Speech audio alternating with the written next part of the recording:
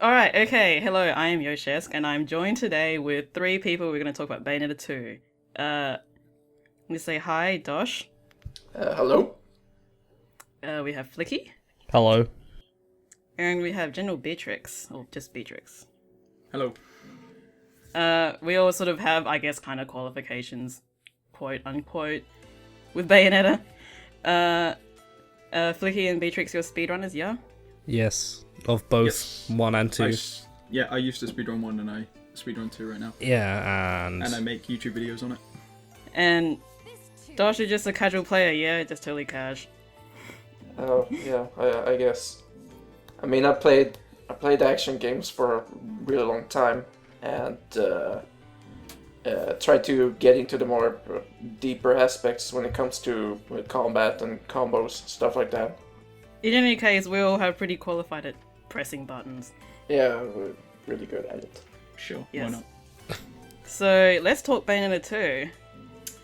Yeah. Where to let's. begin? Okay, first off, what were your reactions when it was announced? I was upset. Wait, what? Yeah? Yeah, I was The whole upset. Wii U exclusive thing? Really? No, I didn't give a shit that it was Wii U exclusive. I was upset that there wasn't a sequel at all, because Platinum always said, like, we don't want to make sequels. We'd rather make something new and original. And then they were like, oh, hey, we're making this game again. So, that bummed me out. But, you know, Wii U I didn't care about. Like, I was going to have to lug myself with some shitty next-gen console at some point. May as well be the Wii U.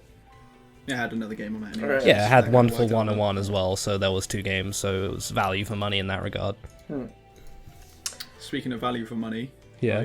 I was so excited for Bayonetta 2, I did order a Japanese Wii U when I already owned one. Yeah, And holy I shit. don't think I've Oh ever my been God, burned harder in my same. life. But, well, yeah, it's easy for you. You live like 10 seconds away from Japan, but it was overly expensive for me.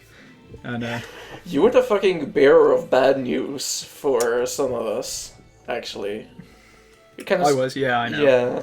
The thing is, so- though, Beatrix is always so fucking negative that, like, I just sort of ignored most of what he said. Yeah, but then it all turned out to be true. Yeah, unfortunately. Yeah.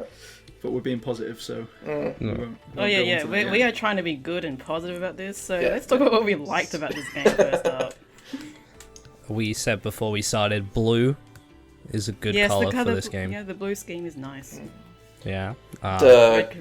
The kick string for the pistols are pretty good this time I around. was very excited about that because they turned out to be quite useful for some time.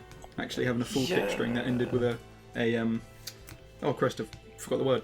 Wicked Wicked Weave. Weave. Yeah, and They both end in them actually. yeah, and it wasn't horribly slow like the ones in the Bayonetta one. It was nice and to it was do PPK for a while instead of PKP.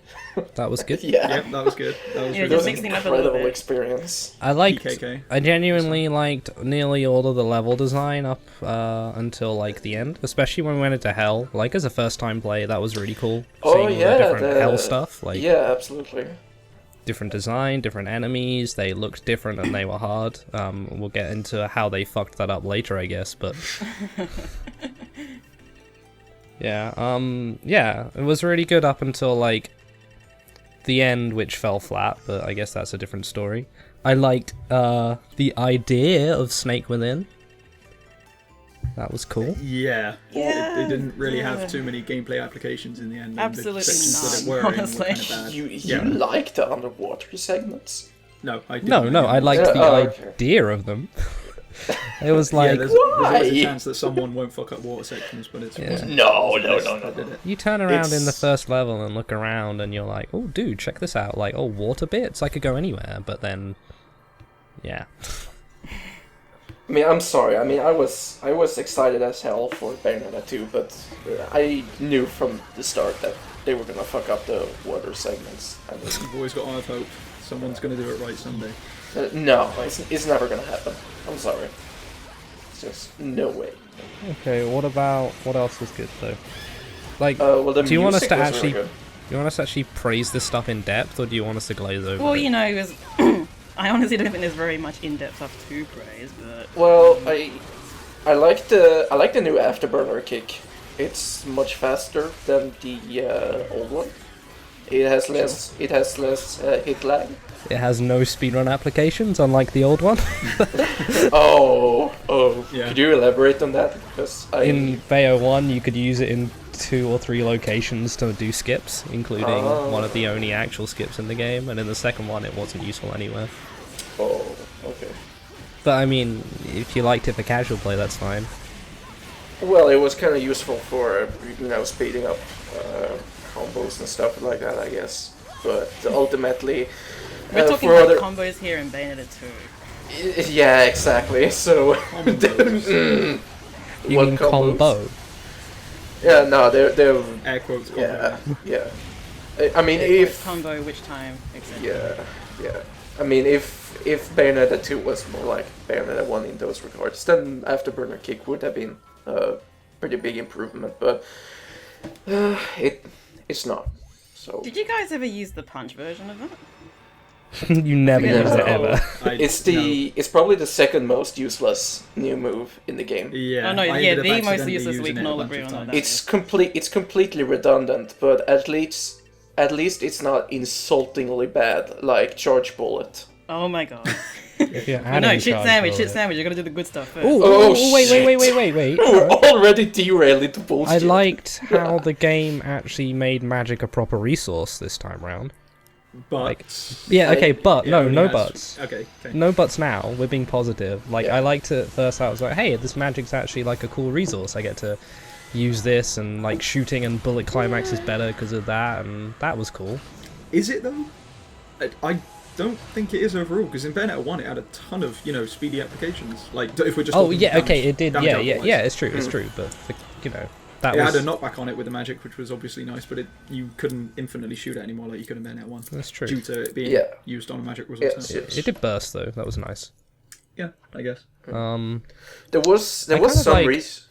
No, go on. Like I said, I kind of like Umbran Climax as a mechanic was cool for the magic, but like they kind of like just how they applied it didn't quite work. Yeah, I mean, I agree. I mean, Umbran Climax definitely could have been a better implemented, thing. Like, I think a lot of people may be expecting something sort of like Devil Trigger or something, but... Yeah. Well, yeah, it's the knee-jerk reaction you compare to Devil Trigger. I mean, it basically is though. Like It's a more powerful Devil Trigger. Yeah, it's just. a way Yeah, to it's start. just that Devil Trigger is just overall more balanced and more contained. Like you don't need to spend magic bars in Devil May Cry for a bunch of other stuff like you need to in Bayonetta. It would have been cool if you could do like a Umbran Climax explosion, like in Devil May Cry 3. That'd be cool. What's the point? Oh, you can... It would be really powerful, you sure, but Every kind attack of is basically an explosion. during That's the true. Climax, so. Yeah. it would be quicker. I mean, everything just dies immediately when you press Umbran Climax either way, so... I mean, it It might really as is an well. I win button. Yeah. Yeah. I don't know, I wasn't very excited about the Umbran Climax mechanic, because it was just so overblown, and I just didn't really like how literally all of your attacks turn into Wicked Weaves.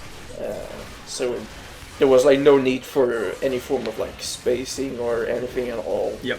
You didn't need to think or anything when it was active. You just press buttons. That quickly became the case for every enemy in the game. Yeah. But that's again positives. I liked the enemy design aesthetically. I thought they continued the aesthetics very well. I did too. I liked the demon designs. I really Oh, liked the demon absolutely. designs. They were really cool. Especially the contrasting colours between the angels and demons. Yeah. Obviously, it was an obvious one. Yeah. Once they once you're in hell, like the fact that her shooting of the barriers was completely different too. I thought yeah, that was that was cool. great. I thought aesthetically they went all out and did a really great job of it. Yeah. Like I remember being a bit worried at first that everything looked like a horse, but like in the end, Yeah, a you lot, know, a lot of the angel ones do. yeah, they look like horses. But then it was a lot more varied after that. Then Yeah. you can see how good the design is by when you see the lazily ported in Bayo 1 enemies later in the game. They look shit. I think we'll get to that. Yeah, we'll get to that, Yeah. but like in a positive, they look terrible in comparison Yeah. to the new enemies. Like they look crap. Like there's no. I don't way to know. I put was it. kind of happy when the old Bayo one. I was enemies came really back. happy. I was happy when Good. they came back because Yeah. it was a nice callback. Yeah, exactly. The I level was where- Exactly. upset when they didn't go away. Yeah. I don't know. I just kind of like the old bird goon enemies because The I don't know, they're just so the ridiculous. affinities, the normal. Yeah, the affinities Yeah. and the what's the bigger one called? The applauds. Applauds, Yeah, applauds and applauds. affinities. Yeah. It was really cool. I really liked when Yeah. we went back to what was in the first game, and Yeah. we went a different way, and I thought, oh, that's really cool. Yeah. And then that was great. I thought that was really interesting. It was like the problem is the game faltered, like from a casual playthrough for me, it faltered after that point. So up till then, I was having a great time. I was really enjoying the chainsaws, which are powerful. Yeah, they're at least in pretty cool. the climax and below. Oh, yeah. I liked a lot of the weapons generally, Yeah. until I sort of, again, you realise they're not actually very different.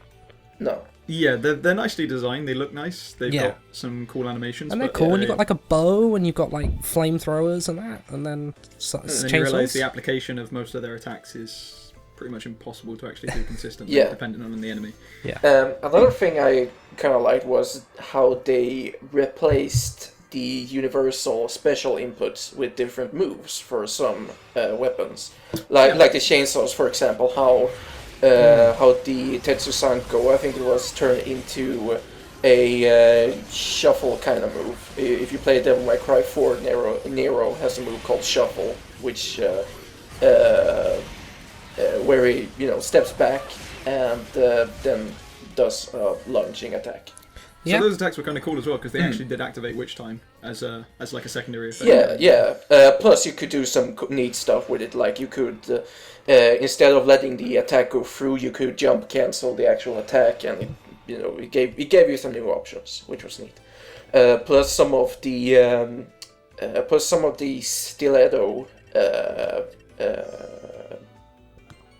Changes, yeah. Yeah, exactly. Moves were different for that. Like the Wicked Yeah. Weaves varied a lot for different weapons too.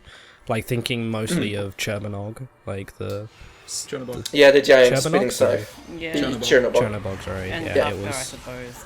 Kafka. Yeah, they were completely different Yeah. from what the others are. Yeah, Chernobog had a really cool stinger move too.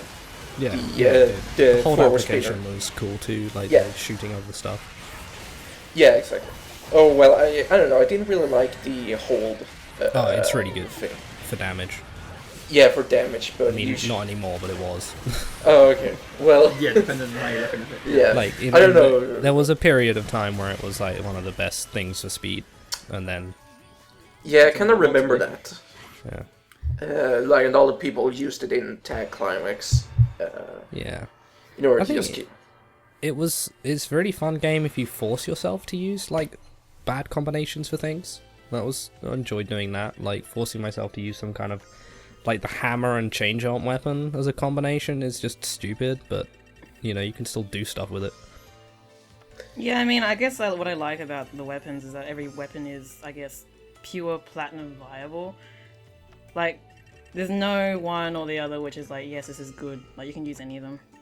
But I don't know. I think the Undine is probably the most boring fucking weapons in the game. I agree. yeah, They are just terrible. I enjoyed them, but they were bad.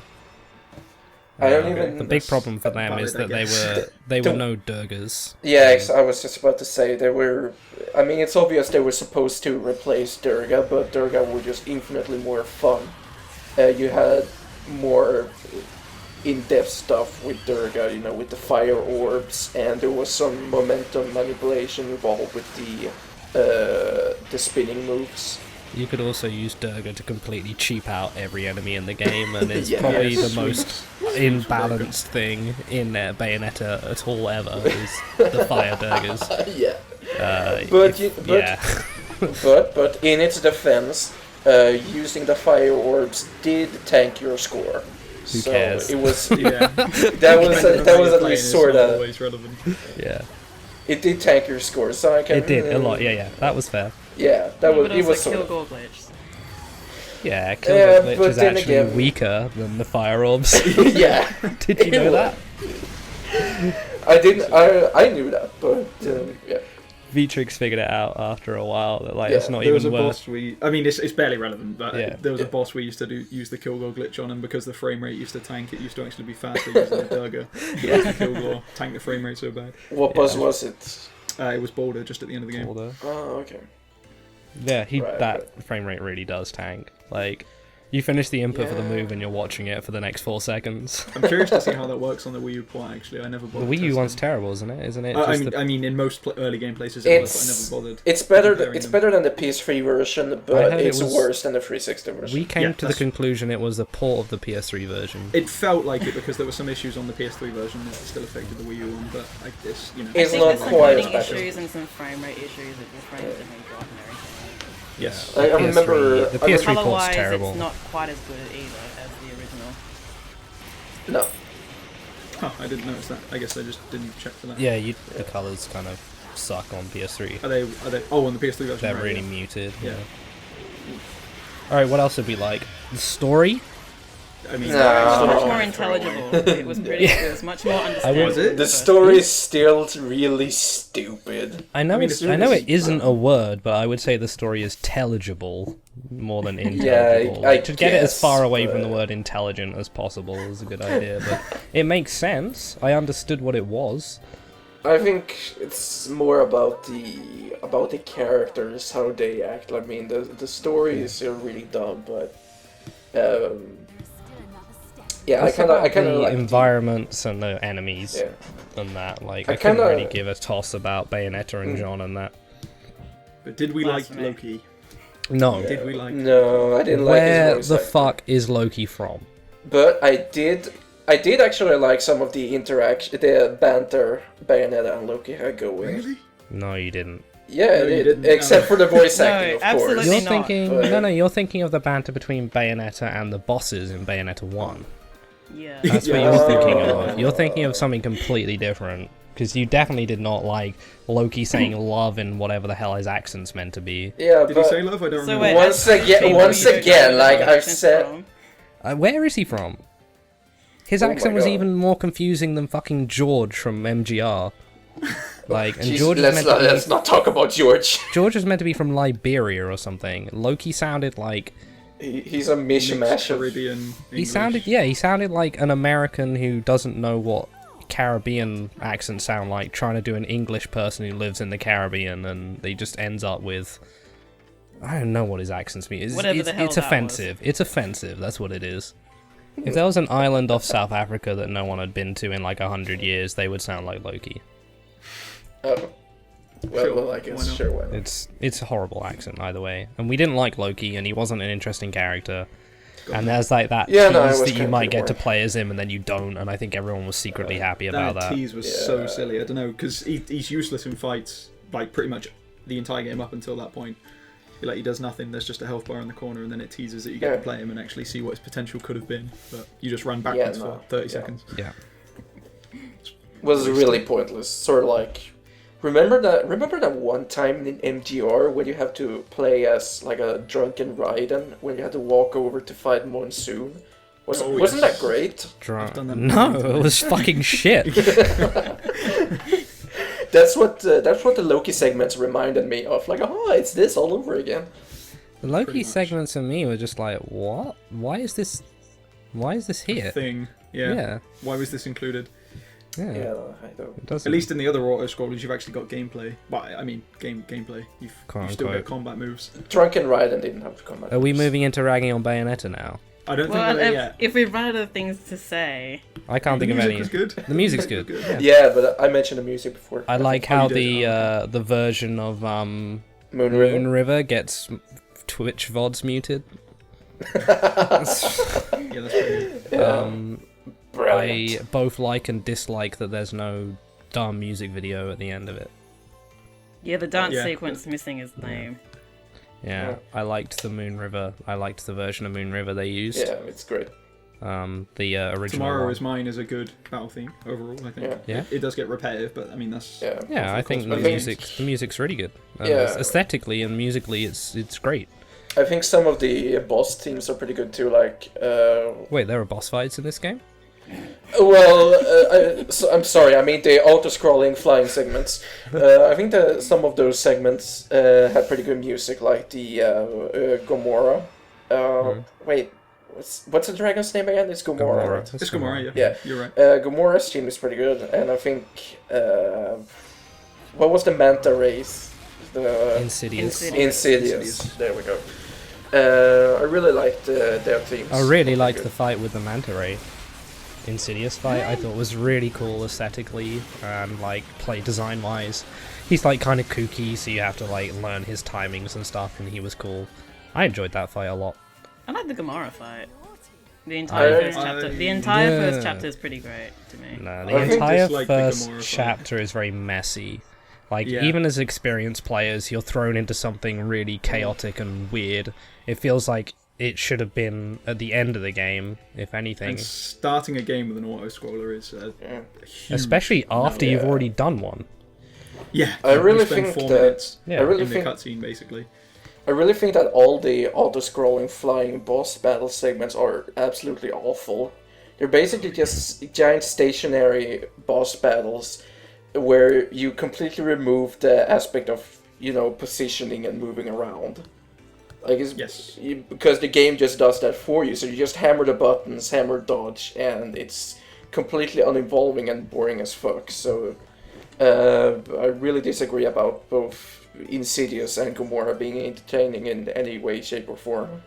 I don't know. I liked Insidious for its, like, just all of its design and everything. I think it's a Oh yeah, stunning. like visually they're great spectacles, of course, but So that's a huge part of the problem with Bayonetta. Everything looks great, yeah, plays. It falls sort of apart poorly. under inspection, yes. yeah. Yeah, that's pretty much it. Like I started having those fears the first time they revealed the whole flying parts. Like, oh, this is probably not gonna be. As You know those are coming hype back as it- forever, right, though? Every Platinum game forever has tried this. Yeah, And, I like, and know. eventually one of the games is going to be only flying. I it's know, and probably going to be their next one, considering it's got dragons in. it's terrible every single time. I don't think they ever really pull it off. It's never been fun. Oh, wait. I know one thing I kind of liked in Bayonetta 2. The robot segment.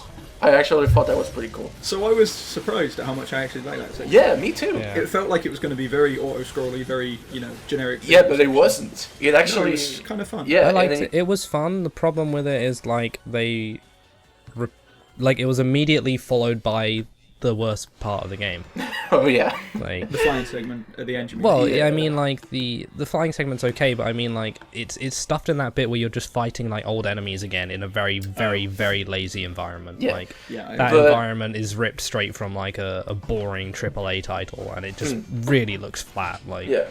I understand it's meant to be the past and muted and that, but god, it's ugly. Yeah. And then you have the flying segment, which is kind of cool, and you fight the giant face thing, and then Justice or you- Justicia shows up randomly, and you kill that, and then you have just the part of the game where I was like, okay. this is very lazy. But, that Can I robot get part that from kind the of entire makes... game? Sorry, second. Like, kind of lazy? I didn't yeah, feel I mean- that. I didn't feel it for the entire game. I think at the all. visual aspect and the musical aspect, they put a lot of effort into that, but Yeah, the there's a actual fair amount gameplay... of is very just- yeah, the gameplay is like flat, but Yeah. the thing Well, I mean honestly, about I think that a lot of people I talk to kind of agree that Plaid should probably try to make like a mecha game or something, because the robot part. I mean, Transformers is about to come out, so... Oh yeah, well, Probably the Yeah. original Interesting mechs, game, yeah. right? Transformers invented the mech, I think. I don't really know how accurate that is, and someone in the YouTube comments are probably gonna correct you on that. It's He's not used to that, accurate. don't worry. Yeah, I'm used to them completely misunderstanding what I mean, so that's okay. Yeah. But the end of the game, can I talk about that now? Because Yeah, we can get out of the way. Sure. Yeah, sure. Like yeah, once you've done the flashback bit, and the last flashback bit is kind of like, as we said, is ugly, and it's almost feels lazy at that point. Like, I remember seeing doing the first flashback stage and being like, whoa, this is how you should do a flashback, this isn't lazy at all. And then afterwards Yeah. being like, oh, I guess it's starting to get a bit Can lazy now. Can I just interject something Yeah. there? I was actually kind of happy to see Grace and Glory again during I the was flashback not. part, because Okay, they were because probably Grayson some of the most. Glory got fucking castrated in Bayonetta 2. Yeah. Oh my Like, god, they yes. became I was just useless. about to say that when I first saw them, I thought that, oh baby, it's Grace and Glory again. Oh man, I can't wait to fight these motherfuckers again. And then it turned out that they were the only fucking enemies in the game that played with fucking Bayonetta 1 rules when it came to launchers and stuff. And it just completely baffled me, like, what the fuck Of all the enemies here? in the game you'd expect to still play by, Yeah. I mean, of course, there's the cannon fodder enemies, like the basic centaurs and the what's the basic cannon? things. No, I mean the basic inferno cannon Oh, fodder. I can't remember. I don't know. Oh, I don't remember them very well. I think they're I like don't know. I The don't know. demony ones. They're called. I don't know. The I don't flying really- demons. yeah, I don't really remember. I think I thought they were really good trash enemies, but anyway, Yeah. like for Grace and Glory to operate under those rules and not even having any combo breakers or backflips or anything. It's that an was just insult to baffling. everyone who got destroyed by them in Chapter Yeah, 5 of exactly. Bayonetta 1. Like, Yeah, when they pop up, you're expecting to get your ass, wrecked for at least Yeah, a exactly. few tries before you realise how to fight them again. Yeah. But they are susceptible to basically everything. Yeah, exactly. That's And they also all- Climax kills them. And Yeah. there's two weapons in the game that, and I do mean this quite literally, will infinitely stun lock them with Seriously? one attack. The double swords and the yeah. Chernobog. You can just spin with literally the double spin on the swords, spot, and they and they will. will sit there stuck in that tornado. You can actually do that in Bayo 1. I saw a Japanese player actually stun lock 2 Grace and Glories by alternating spins with Durga. The difference Oh, is, that's interesting. I though, didn't know in Bayonetta 1, there's better ways of killing them. In Bayonetta 2, there aren't. Yeah, exactly. We got actual mechanics and stuff you can figure out in Bayonetta 1. And you got actual options and shit. So, Anyway, so with the end of the game, you finish that stage, and at that point you're kind of feeling it's a bit lazy, but then you're like, okay, it doesn't matter though, because we're at the last bit. And then you have the weird spaceship, the ship auto-scroller, which you can dislike the Bayonetta 1 one. I like it, but I can understand if you dislike it. Then you get the Bayonetta 2 version, which is really just like, oh, it doesn't really feel like you're going anywhere. Like you're heading towards the mountain, which story-wise, oh, suddenly, by the way, you're here again, you need to go there now. It's sort of shoved into it. So you do that, and you're like, oh, okay. And then I was expecting another Tower to Truth, which I didn't realise how so was good. I. So a Tower to Truth is Chapter 15 of Bayo 1, and it's The I didn't genre realise fight, it's basically. probably one of the best boss rush or like final stages of Enemy any rush, game. more Yeah, like. enemy Yeah. rush. Yeah, it's a really I never intense realised stage. how good it was until like I saw what Bayonetta 2 tried, which was nothing. So instead of climbing up this is meant to be a tall tower, a mountain. Yeah. You could have literally just built a Tower to Truth again in Bayo 2, and I would have been happy. Yeah.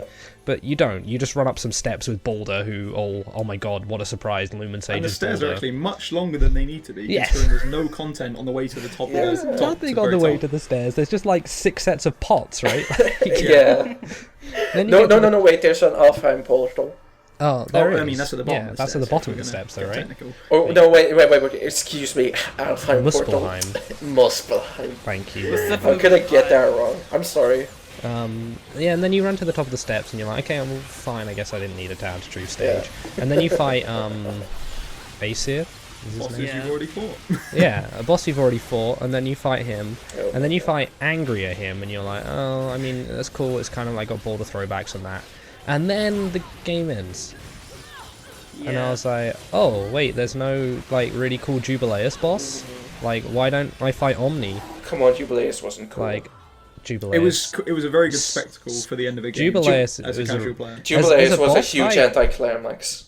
I think everyone on the planet disagrees with you, but, like, I would disagree with that as like a casual player just Yeah, playing it for the as first a casual time. player. Well, It was maybe, a big but boss it's with multiple stages. yeah. But obviously, if you try to read into it at all, it's Oh, yeah. It's annoying as as fuck, mechanically. though. Jubileus is trash, really. I don't know. I can see how you could dislike it mechanically, but from a casual point of I mean, view, it's I felt- mostly because it kind of just drags on, and a lot of the platforming it's okay. segments Yeah, are really it does bullshit. kind of drag on. I'll give you that. But as a spectacle, like you thought you were done, and then you get thrown into that like huge thing. Yeah. So I mean, I was kind of like annoyed that there was no Tower to Truth, which is, I mean, whatever. But then when you finish the game, you're done. Like, I was expecting to fight Omni or someone huge, you know, some kind of crazy boss, but you don't. So, like, it felt really flat, and there's nothing worse than the end of something being bad, because it ruins everything else that you enjoyed casually. It leaves a bitter taste in your mouth. A bitter taste. Very easily. I think it's a perfect transition into like what we didn't like about this game. Whoops. Let me crack open the notes. Yeah, oh boy. So, I got like a Bible written on things I dislike about Bayonetta 2, but... I'm gonna make a fucking video series on this shit. Good god. The mechanical changes mean that everything is the same. Like, there's no variety. So how do we want to shit on this? Do we want to go, you know, down section by section of things we dislike? We should probably start from the beginning there's obviously a whole somewhere. bunch of common things, so, you know. Yeah. We talked about Umber and Climax, let's do it again. It's brainless. It's too good. It's very brainless. Yeah. It's broken, it's overpowered. You can it's too easy to use it to everything. get through everything in third climax. Yeah. And below. Climax, honestly. Yeah. Oh, can we mention that? The game's really fucking easy. Oh, yeah. Oh, absolutely. It doesn't even penalize you for item usage. No. What the fuck? We're so furious about that. Like, there's no reason not to just spam lollipops. Yeah, all the time. exactly. You can buy If you 3 were of passing them. me Use shit yellow all in this lollipops. game. Being invincible still gives you a pure platinum for no damage. Yeah. Yeah. It's so dumb. And then the red lollies and the green lollies and then all the red hot shots don't even... So they did at least try to balance them though, because they do last less time than they they do, in that's true. NL1. Yeah, but they're still so spammable. So strong. Yeah. And I mean, in MGR, you didn't get penalized for item usage, But they were very different. Yeah, exactly. Very, very different. Yeah, I mean, you still couldn't use like healing items, because that would break the no damage bonus, which is essential for S ranks. And you didn't really have like any attack boosting items. You did have the one that let you go into Ripper mode. Infinitely, yeah. But that would ruin your combo score. Yeah, pretty much. So MTR didn't have item penalties, but it was more balanced due to the nature of items. I can't believe we're saying MGR is balanced. Of all the things to say balanced, MGR is not one of them. But Can we do a much less popular version of this where we shit on MGR? Like... I do like MGR. Anyway, we won't. Let's move back to Bayonetta. But yeah, like, no item penalties. One thing I'm thinking of that, like, accessories are completely pointless in this game. I was thinking about that earlier. I was looking through the list of them, and half of them you pretty much don't ever want to use for any reason. Well, there is one, of course, which is Bracelet of Time, which is pretty much essential if you want to like try to do combos or anything with the game. Which is another huge issue in itself. Oh my god, yes. I really liked it's how like Bracelet... cascading effect of terribleness. Yeah, pretty much. Yeah. You know, I really like Bracelet of Time in Bayonetta 1 since it added a new aspect of magic bar management. It really changed it really changed the way you play the game, in my opinion, and it felt really good. But in Bayo 2, it's forced upon you if you want to like have fun, do combos and shit like that. And along with that goes the way magic meter is gained. Yeah. Which is... And magic a meter big is fucking tied to question other mark. class. How the fuck does that even work? Yeah, I remember what? sitting down trying to figure it out, and it's like, no, does not When make you sense hit- at all. When you hit enemies, it goes up, and when that's it. But maybe Yeah, but sometimes it doesn't. You can't... There's points where you don't know how much magic you're going to get from a Yeah. fight sometimes. No, so you don't know. it hits enemies and it goes up. How much does it go up? I don't know. Oh, you were being sarcastic. Yeah, Making sure. dodging doesn't make it go up. You can get items that make it go up. That's Yeah. probably Dodging the does best make way. it go up, but you need... But like 2 or 4 3 or dodges maybe or 4. something. And you can't It's taunt like every for 2 or magic 3 anymore. dodges you get 1 orb. And with parrying you get the same. It's the same for parrying, so you don't get double anything from parrying. Parrying's useless now as well. I have Yeah. never like- used freaking parry accessory because it's just so useless So I because of see the a lot witch of people time using changes. parries. Yeah. No, go on. Sorry. Witch time Oh, you were done. changes, and just awful. Sorry, Didn't- I'm so burnt out on saying this game is terrible because I pretty much said it so many times Couldn't- now. Yeah, as we said before. Once you inspect it, Yeah. so if you're a casual player and you enjoy it, that's great. Don't play this game again. Don't get any better than you are now. But Yeah. then, like, we're talking about difficulty. Third Climax is a joke. Infinite Climax does everything wrong to try and make it harder. Like, feel like I spent like an hour talking about how much I hate Infinite Climax in this game. It just alone. exacerbates all the really bad decisions they made about this game. Yeah. Like infinitely dodging enemies and all that shit. Yeah, we can. Can we talk a little bit about the humanoid bosses in this game? Yes, that's good. I'm so glad because I was about to try and direct Because normally in these games, let's compare it, for example, with Devil May Cry 3. Usually in these games, humanoid bosses are the high points of these games. They're usually like the best boss fights in the game. Virgil. Fucking Virgil. Virgil, 3. Doppelganger, but I would say Lady's not very fun. Yeah, Lady is awful, and Doppelganger is like, nah. But you think about Virgil others, is like incredible. even then, like other similar games like Ninja Gaiden. Ninja Gaiden 1 and 2, the humanoid bosses in that are sick. The bosses in MGR are pretty good. Generally. Yeah, they're pretty very except big fight ones, Sundowner. They have some good mechanics. Yeah. Sundowner. Except for is Sundowner. awful. Yeah, he's. But that's mostly because you can infinitely juggle him like for free. Yeah, but and Credo, of course. Credo in Devil May Cry 4 is an amazing boss. But so they're like really cool, and then in this game. None of them are that amazing. Yeah, Bayonetta 1 and also I think MGR are built upon like a pick your moment system where it's like you build up to a point and at the end of your combo the big damage comes. Now in Bayo 2 the big damage isn't at the end of the combo, it's at the shooting in between the combo, which means you never actually have to do a combo ever. And then when you fight a boss, when you dodge you're like, oh, now's my opening, but you get like a second. Yeah. And then you have to dodge him again, and then you get like another, maybe a second, where you go shoot him again. Yeah, it just becomes like a twitch. Yeah. You're forced into playing extremely passively and defensively. You have to play. And there's the no game. other way to play either. Yeah. Defensively is your only way to play because there's no way to consistently do damage outside of watch time. Versus Sean in the Bayo 1, you can actually get counter hits on her, which will stagger and her. you can sweep her. Yeah, you can sweep her too. A huge deal. Even though she can get up and block you at any point, you can still sweep her and get openings. You know, like... you can play offensively against Sean in Bayo 1. So she, which makes her a really good boss. Like Sean is like probably the best boss battles in Bayonetta 1. Even though I like most of the boss battles in Bayonetta 1, but Sean is. We can talk about the big bosses later because there's problems with those too. In Bayo in Bayo 1 and 2. Yeah, but like. You can play offensively against Sean, which is great. You don't get that option in Bayonetta 2 because you need to dodge. But when you're fighting like the boulders, like Beatrix and I had a lot of this when we were trying to find speed tech for them, like how to kill them quickly. It's like there's no good way to do anything in any of those fights.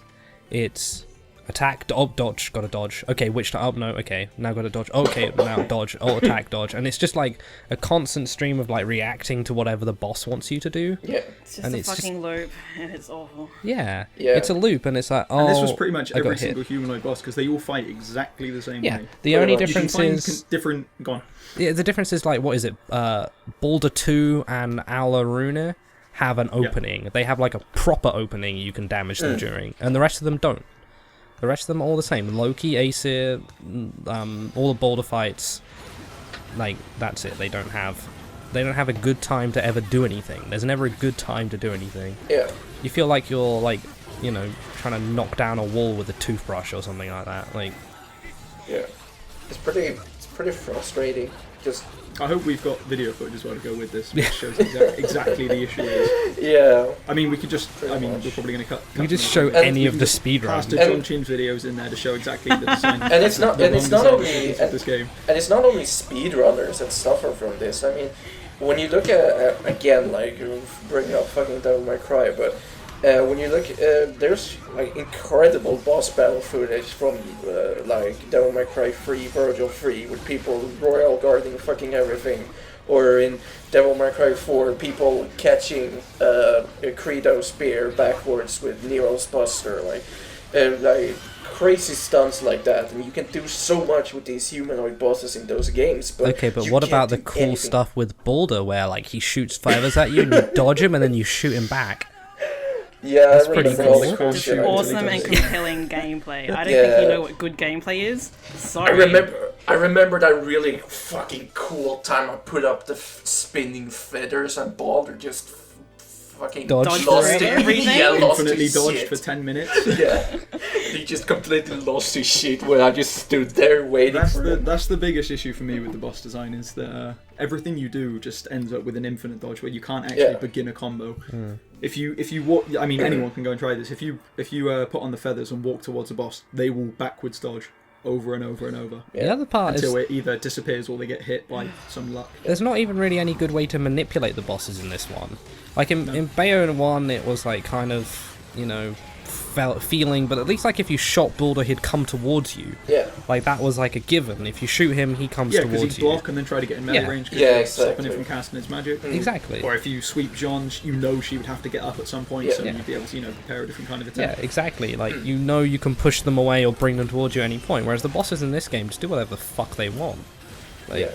and most of the time that involves dodging away and then doing some ridiculously quick attack, Yeah. which there's no other option for you except to just dodge it. Like, you have enough time to dodge it, sure, but there's, And there's something we nothing need else. to clarify. There's something we need to clarify as well before people, in the comments start shitting on us for being bad players or whatever. These bosses aren't hard in any way at all. No, they're Oh not. yeah, They absolutely are not. just endurance tests of Yeah. can you press They dodge, just take a can lot of you deal time. some damage. It's like, Yeah. okay, you have like 60 dodges to kill this guy. Can you do that without dying? And he, And the That should have been in Yes. Muspelheim.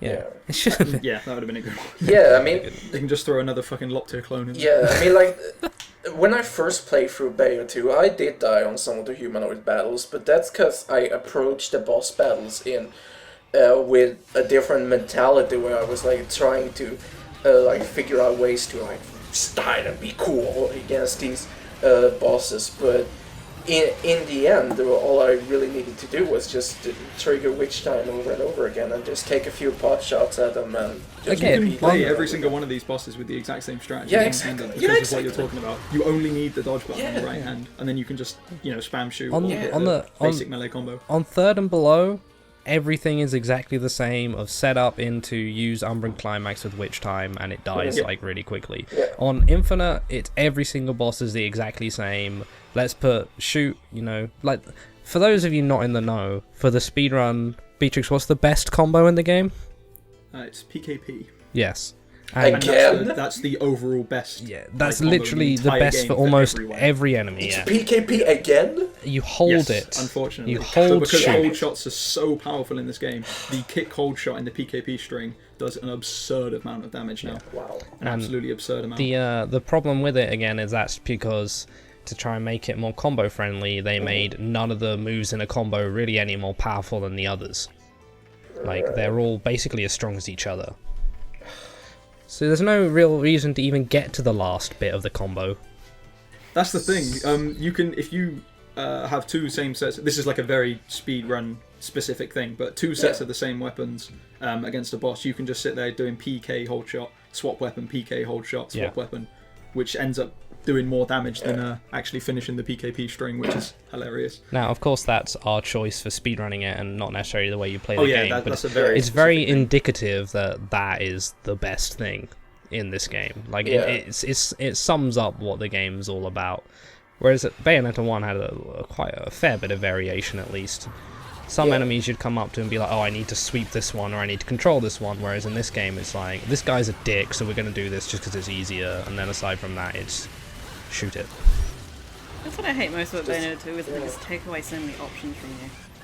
Yeah, Bayonetta 1 was, you had a lot of freedom in that game, like you had like incredible movement freedom compared to older action games. Again, once again, the DMC, where you moved like, where Dante controls like a goddamn tank, normally. And, That's why I couldn't play DMC. yeah, and Ninja Gaiden, when you got like, sort of awkward-ish. Dashes and that, yeah. Which kind of feel, and on ultra sensitive wall run, stuff like that. In Bayo 1, you just had this incredible movement control, which I fell in love with, and they just kind of shit on that in Bayo 2 by removing some of that stuff. It's just there's you can't not- you can't climb infinitely anymore during combat due to the ridiculous you can with an infinite jump glitch though. Yeah, that's a very Wait, what? technical. You can. There's an infinite Explain. jump technique. It's not a combo friendly infinite jump. It's Oh. like repeating the same move over and over. Kind Are of we jump. talking Right, the well, witch twist never one? mind then. Witch twist one, yeah. Oh, okay. Well, I mean, never mind. I don't think you'd ever get, like a You combo wouldn't friendly use it. application out of Which something. Twist is garbage now, like really bad. Now what Yes. happened to it? It lets you fly though. Well, okay, it's score one for the speedrunners, I guess. Okay, while No, we, it doesn't actually have any doesn't use. have Oh, any use. okay. Well, never mind then. So we talked about the humanoid bosses. Like when you look at them, they all fight They're all the same. Yeah. It's They're the all same. It's the identical. same boss multiple times, and there's no And there's about 9 of them, and they're all yeah, the same. and there's fight, no good way of fighting them. There's ways of killing them. Sure, they're easy to fight, but there's no good way. There's no way that feels satisfying. Yeah, exactly. There are no stylish ways. so. If you look up pretty much any person that tries doing any sort of I guess challenge mode would be the app description. You'll see the same technique used in all of it. They will shoot, Yeah. and they will use the same combos over and over until they get witch time. Yeah. Yeah. And Pretty much. no That's it. ragging on them. There's just literally not really Oh, any yeah, other way of I doing mean it. that's yeah. how I play yeah, because it's the only way to play against them. Yeah, exactly. So There's no other viable options for. So then, with that, we should talk about the non-humanoid bosses, which the are side-scrolling flying boss battles. Yeah. they're generally that. I'd like to point out from a casual point of view, and I guess Yosh, if you're a big fan of Bayo 1, you'll agree that I don't know. Can you name any of the bosses in Bayo 2? Valor. Valor, the sword guy, right? Yeah, the sword guy. What's the other Glamour. one called? Glamour's the snake. Lamus the We talked about snake. Insidious earlier. Insidious, Yeah, yeah. There's Gomorrah, of course. And then there's the Bayonetta one reuse. It's a reuse, Yeah. but there's the big missile thing, right? missile thing. What? Yeah, you fight in the mech. Oh, whatever the fuck that's um, called. Splendor. It's like Resplendence or something. I don't know. Yeah, The point I'm trying to make here is that they have almost no bearing on the story, and they're not introduced. From like a casual point of view, they're introduced absolutely terribly, especially compared to Bayo 1. Oh my god. Bayo yeah. 1 had a really nice and simple, like Devil May Cry 1, setup where Yeah. for these 4 stages you're being antagonized by this boss. Then for these 3 Yeah. stages you're being antagonized by this boss. Whereas in this one, like there was the snake, sure, you saw him. Yeah, Glamour had a setup. You fought, but then you fought him and he was like, oh, this boss sucks. Like, Yeah. you just shoot And him then he and then shot there's- icicles at you, and he was like, "Yeah, fuck you, Yeah. bitch." Yeah, and then he throws a church at you, which is cool. But then, like, you fight 2 more of him? And you're like, oh, so there's a bunch of these guys. Okay, fine. And I'll maintain that him throwing a church at you is still nowhere near as cool as Fortitude pulling the church up off the ground in the first Bayo 1, Yeah, that which was I pretty think And that Yeah, wasn't even a chapter boss two. fight. at the end of chapter 2. That wasn't even a boss fight, yeah. I actually laughed my ass off the You know, first time I saw it. honestly, the Fortitudo with his head stuck in the church fight is probably more difficult legitimately than all of the side-scrolling flying boss battles in Bayo 2. Probably. Then, Probably because his head smash tells are actually really subtle, and it kind of took me a while until I started noticing them. well, until you notice actually that every single one of them goes to the right except for one. Yeah, plus So he you can kind of does like a thing with his teeth when Yeah. he starts. He If like you stand on snaps- the right side of the screen, he won't hurt you. Yeah, Yeah. yeah, pretty much. Anyway, so then with Valor, I didn't even notice that it was the same guy who I fought earlier I in didn't the game. either. I have no idea why. Maelstrom, I mean, what? was it just because Maelstrom sold you?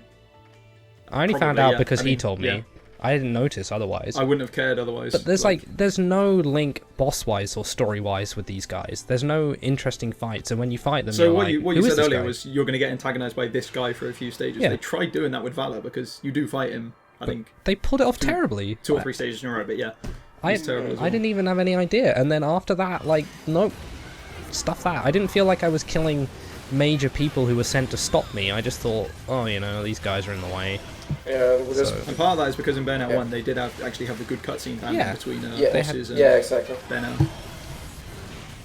While we're talking about that, I feel like the demon plotline doesn't really get sewn up very well. Like at the beginning of the game, you're like, It really. oh, the didn't. demons are being taken away, and you're like, oh no, and then it's like, oh, Alaruna had John, and you're like, oh, I stopped them, and I was like, I guess that stopped the demons as well? I guess. Apparently so, yeah. I don't really... No, that's why I kept waiting for Omni to rebel at the end of the game, or Queen Sheba, as it is, to rebel, and then it'll be like, oh my god, because I never sorted that out, but no, it just sort of phase to the side. But I I was can't really kinda- complain about You story. do see Gamora in the next stage after you do Yeah, fight you her, do. and he's still, charging across the screen. Yeah. Screen, not necessarily. Well, the thing is, none of these demons are like actually loyal to the witches. They only do their bidding because they're bound to it by spells and shit. But then it didn't really make sense that they were unbound. How do you mean? Because Gamora became unbound. If they were Well, under yeah, and it attacked Bayonetta. Yeah, of but course. how did that happen? Like, Well, that's the whole okay, you mean like that? thing. Yeah. right, that's the and whole then it AC never thing. resolved. Yeah, it was really they kind of just. Anyway, You think if it was because of Aesir causing Yeah. Gamora to rebel, he might come back after you kill Aruna and Aesir, but Yeah. you never see anything of it. Yeah, exactly. Although I guess Jean summons. Jean summons her own The one, other one. but Jean Yeah. doesn't have Gamora. She has something True. else. No, it's No, not. it's still No, Gamora. it's not Gamora. Yes, it Jean's is Gamora. summons all have their own names.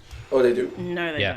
don't. I'm pretty sure they Yeah, don't. I think you're Some wrong. of them. Don't Gamora they? is not I one of thought- them. She has her Really? own. She has her own wicked weaves. Summons. Yeah, she's got Madama sticks. Yeah, as well, Madama which sticks. She is- has Madama Sticks at least. None of I the thought other. all of her other summons had their own names. No. No, I am very Oh sure no, they don't. Gamora is summoned at the end of the game by Jean. It's Yeah, the same okay. Gamora. Yeah, it's I the guess same one. I guess they don't tell you that it was solved and she's got him under control still. Well, yeah. I mean, they. Yeah. I don't know. I'm sorry. Anyway. I don't know where I was going with that, but, But like, so the point is then, like, when you do fight these bosses, they're really, like, uninterested. Like, I don't have any... Like, those bosses I don't really care about. Like, why I'm killing them. Not to say, like, it's hugely important in a game Yeah. like this, but it's something that the first game at least did. And then Yeah. to not have it in the second feels disappointing. it's kind of important, like at the start, where the whole Gamora rebels part is kind of like, whoa. I mean, Gamora is like, he's been at your side like since Bayo 1. He's been shooting people since day one. For Making you, elephant but, noises. Yeah, that too.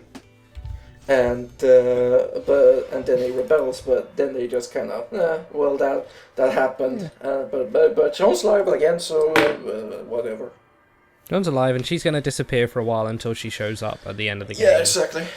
and does nothing. And I solve But, like- everything with Fimbulventer by flying into it with my cool space thing. Yeah. I would like to say I was kind of upset about how they portrayed Jean in this one as literally disappearing at the... I thought it was going to be a fun Jean Bayo adventure. Yeah. Like tag team super fun, and then Jean gets When captured. they first announced the Yeah. tag climax, Oh my God. I really hoped it was going to be a co-op I just experience. replaced Loki with Sean, and everything would have been I like mean, yeah, that would have 200% been Yeah. better. far better. That would have been Oh really my cool. God. Like when you I like the cutscene at the end in Bayo 2 when you like you hear her and Sean's casual banter.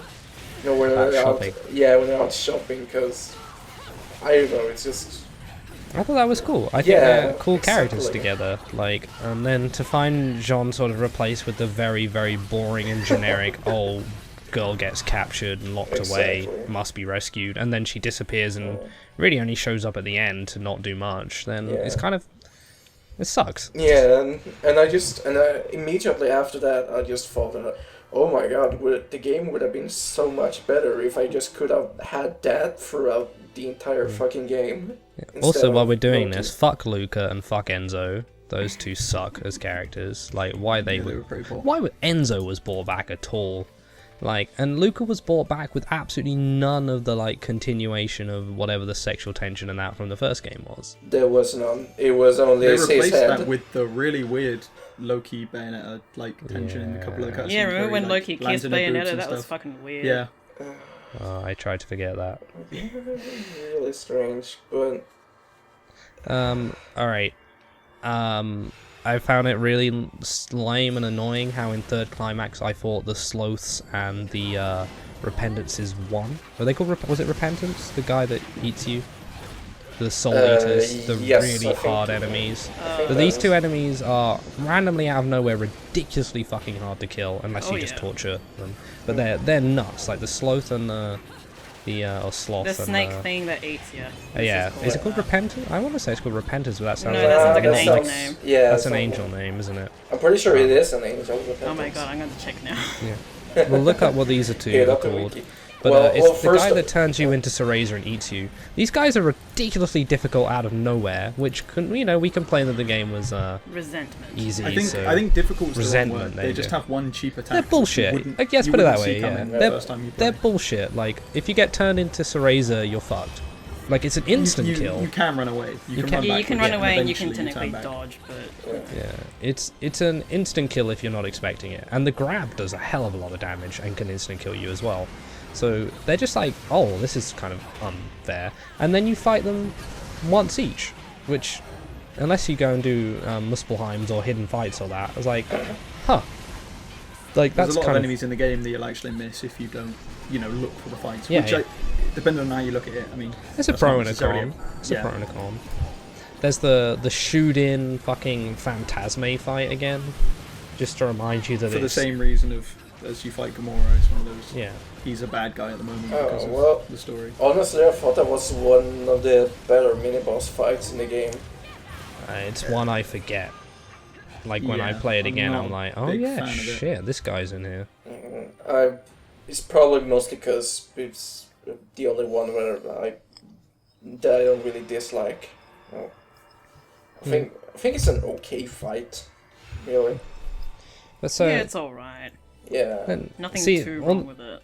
the standard enemies then all fall into two categories. They're either, well, three, I guess. Random, like bullshit the first time, but then fine.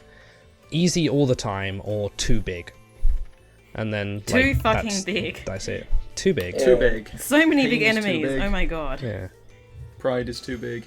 Pride is The pain. two Oh. elemental guys in Infinite Climax, you fight in a tiny courtyard. You fight two of the dudes with the fucking maces on their hands. So they've got another problem as well that isn't just being too big. Their animations and the timing you get for Jean's Bat Within is debatable.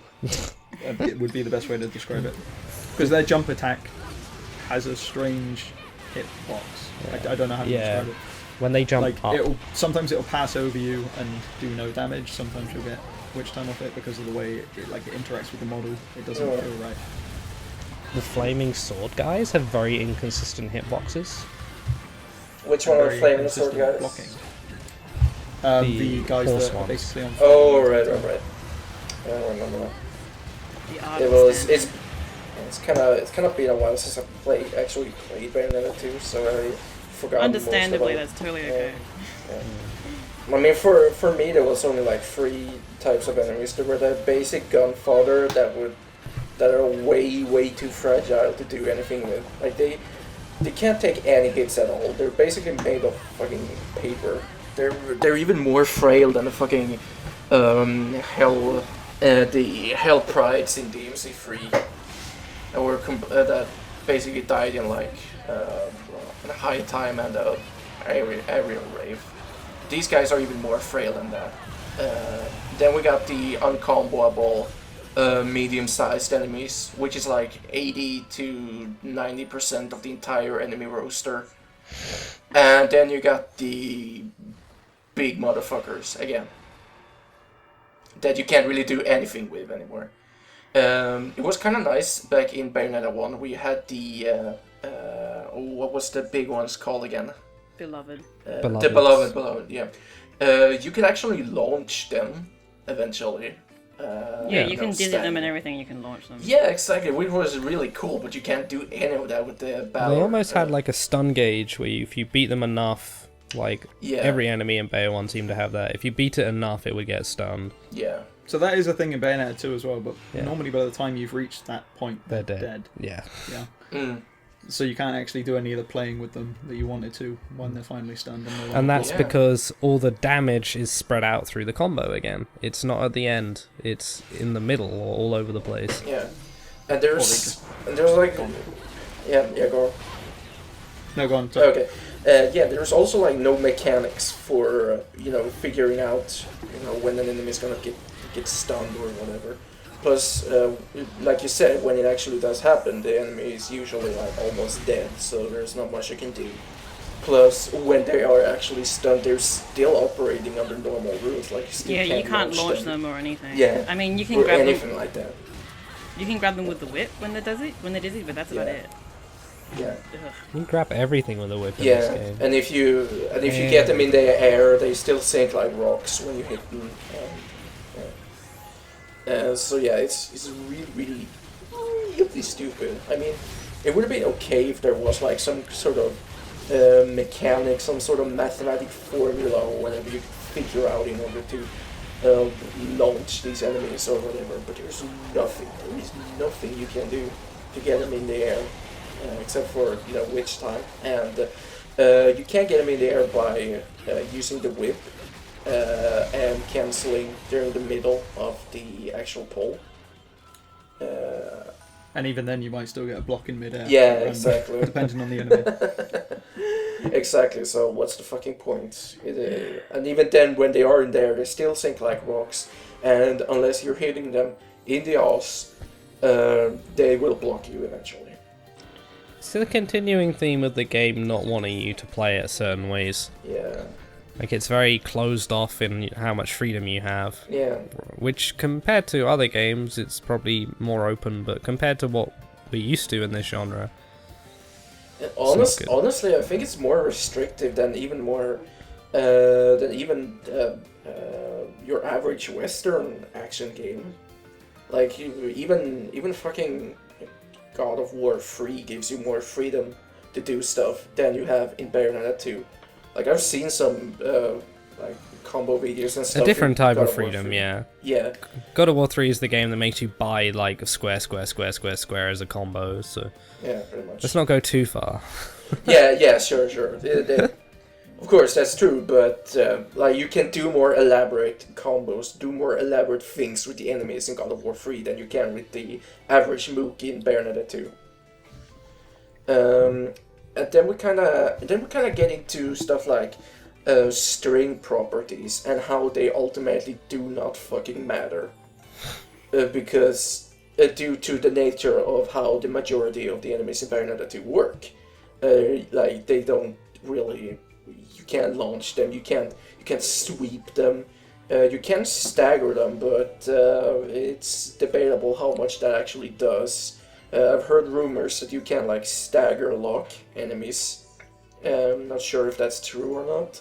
Depends on the enemy. We brought that up slightly earlier with the enemies that came right, from right. 1. Some of those can be infinitely stagger locked with ease, but you for the vast majority of the medium enemies, it's quite a task to do so. Right, but you can't really do much stuff with it. So it's you have all these strings, but ultimately they're fucking useless because all that really matters is doing damage when you're not in witch time, and when you're in witch time, anything will do anything to an enemy. So it doesn't really matter.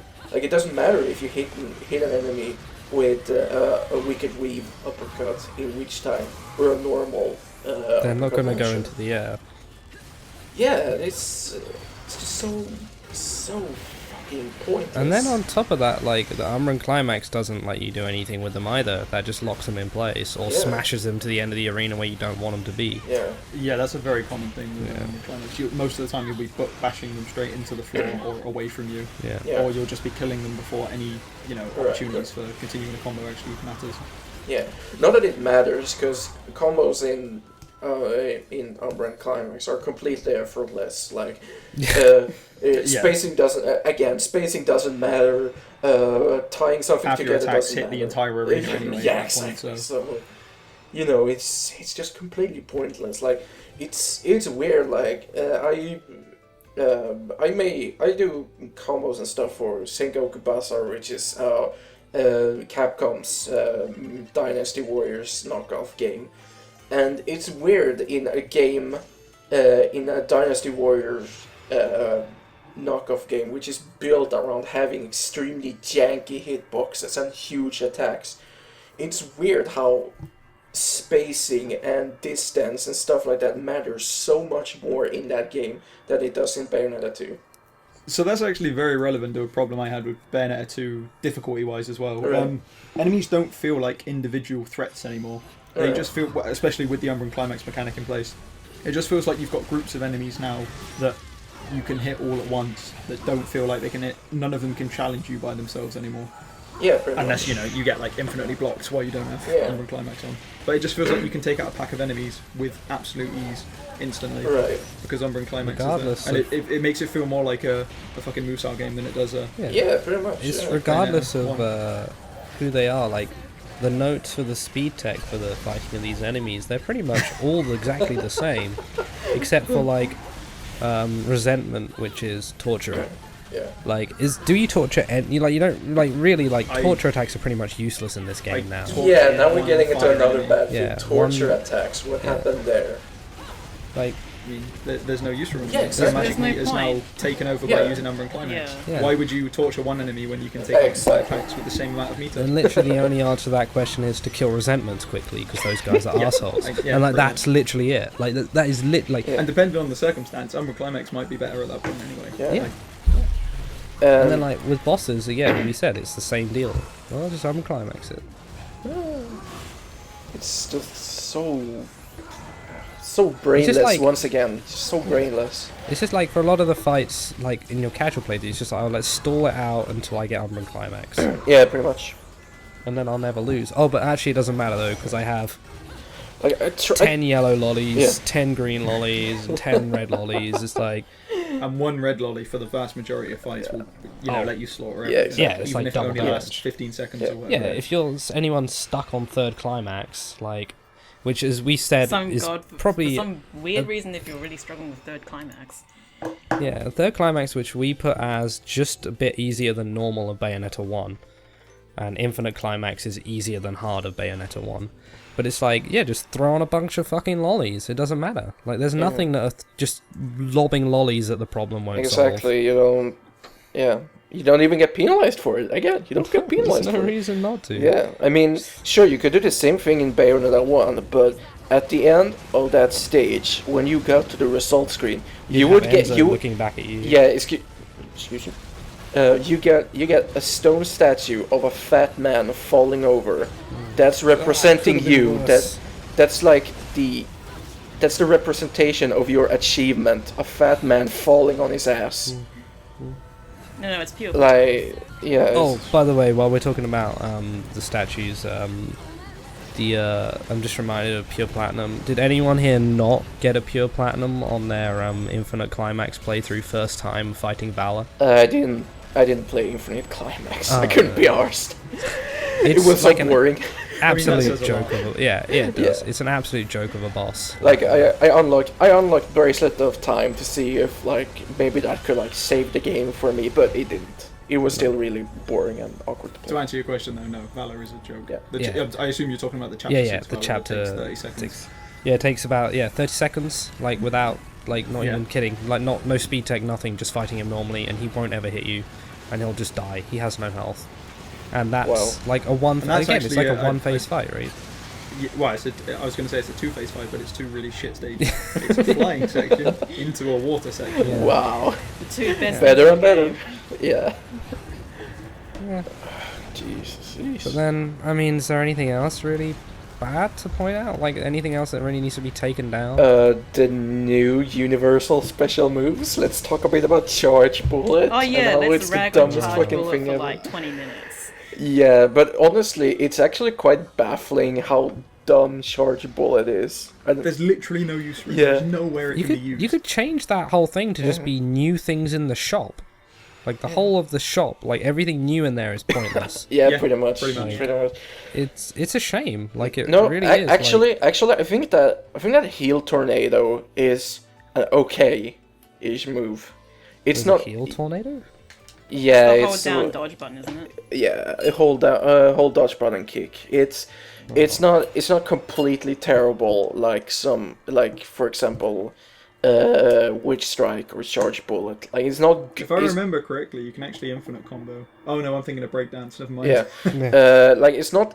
Like it's not super terrible, and it doesn't override some inputs. Like yeah, we can talk about that later, but it's just there, and that alone kind of qualifies it as the only good new move, the only good new universal special move. What are the new accessories except for the mech necklace or earrings. Whatever Mallet they of are. rewards. That's terrible. What a pointless it sucks. fucking accessory. Yeah. It sucks. Given that there's 2 incredibly fast ways to make money in this game, Yeah, there's no reason yeah, for exactly. rewards to exist. It's pointless. And like, going back to Charge Bullet. I mean, how can you design such a horribly thought out special move when games like Devil May Cry has been around for so many years? Good examples of it exist. Like, Yeah, why? I mean, why is it sure, doing it's kind of tedious. Most Nero players in Devil May Cry 4 will probably know what I'm talking about when I like bring up how it's kind of tedious how you need to like keep your finger on the shoot button like all the time in order to charge your shots all the time. Please, you're talking to somebody who had to press fucking summon swords as Virgil for an hour and a half. Every time they wanted to play that. Well, once again, Virgil, but like there's probably ways you could fix that if you like put some thought into it. Not turn it into fucking charge bullets. Well, here's the thing: is the game already has a buttload of charged moves that are good, like in Bayo 1 and 2. Yeah. Like every weapon has a hold that's good. Yeah, pretty much. So how did they fuck up the gun one? I don't know. There's been a distinct lack of thought put into this game. Yeah. It's really baffling. Yeah, Like and the worst part is that even not even talking about how horrible the input for it is, the actual shot itself does nothing. It does nothing for you.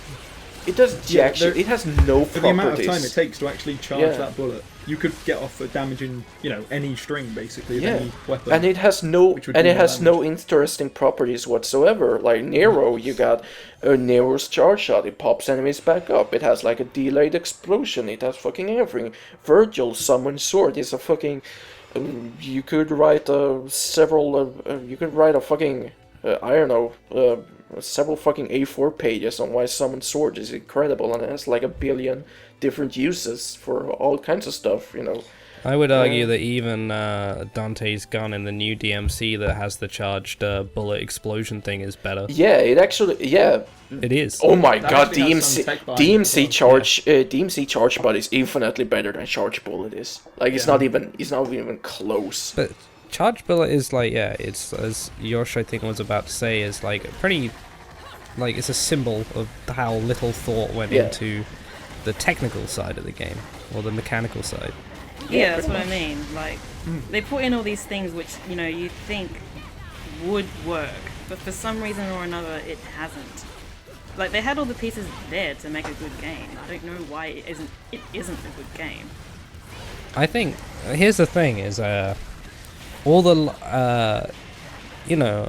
love of the system of Bayo 1 came from one source. I think was Kamiya and whoever was tight around him and was really focusing it. At that point, it wasn't a concern of theirs anymore. Like, all the love went into the music and the visuals and everything, which I guess Nintendo wanted, and they didn't need to make like a deep, impressive experience anymore. Like, no one, because everyone knows, like, when games get AAA, it doesn't really matter of that system. And it's a shame, like, but the average consumer is probably case in point how many angry people are going to be listening to this and be furious, but.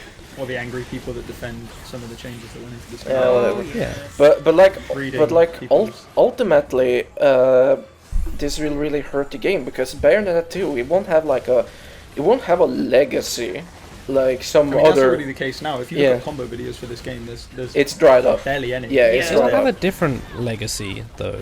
It will be, to me, this is the first game of this type that the casual person has played and enjoyed in a long time. The other one probably being MGR.